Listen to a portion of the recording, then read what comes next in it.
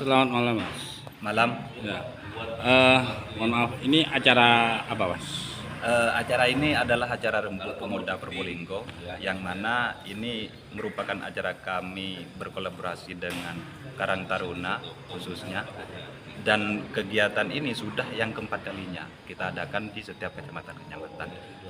Jadi kegiatan ini memang kami harapkan kepada kawan-kawan pemuda untuk selalu aktif terlibat, karena kita sebagai pemuda tidak hanya sebagai objek tapi juga subjek dalam perubahan kota Probolinggo ini.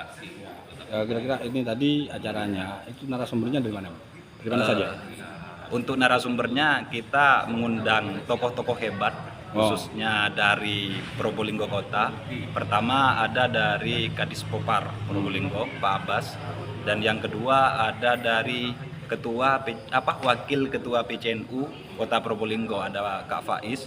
Yang ketiga ada dari Wali Kota Lira, LSM Kota Probolinggo, Bang Luis, dan yang keempat itu ada dari DPR. Cuma konfirmasi dari DPR masih belum bisa gabung karena ada tugas ke Batam. Ya. Dengan diadakannya acara ini, mungkin yang keempat kalinya ya sudah ya. Berarti sebelumnya sudah pernah diadakan ya. Harapannya penyelenggara. Tentu harapan kami bagaimana pemuda khususnya di Kota Probolinggo ini terlibat aktif dalam setiap kegiatan-kegiatan kami, karena kalau kita berbicara lingkup kecamatan ini kan sifatnya umum. Kita masih pada tahapan eksplorasi dan kita akan tindak lanjuti sesuai dengan potensi masing-masing dari pemuda. Karena bagaimanapun juga kegiatan ini sangat penting untuk menambah kualitas, untuk menambah keilmuan dari teman-teman pemuda SDM, teman-teman pemuda di Probolinggo khususnya. Dan ini adalah langkah kami yang sempat kebingungan.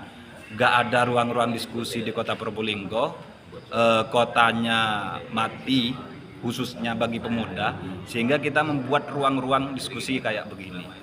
Artinya adanya rumah dialog ya?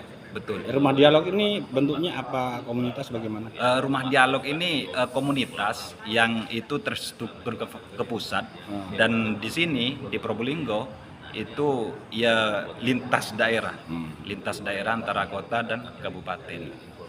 Dari rumah dialog ini Masnya sebagai apa?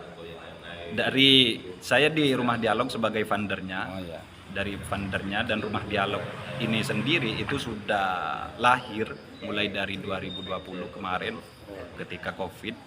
Itu saat kami tidak bisa ngapa-ngapain, dan yang bisa kita lakukan adalah dengan online, berkegiatan dengan online. Tentu kita sebagai anak muda tidak harus diam, harus selalu memiliki ide, gagasan untuk mengembangkan potensi diri.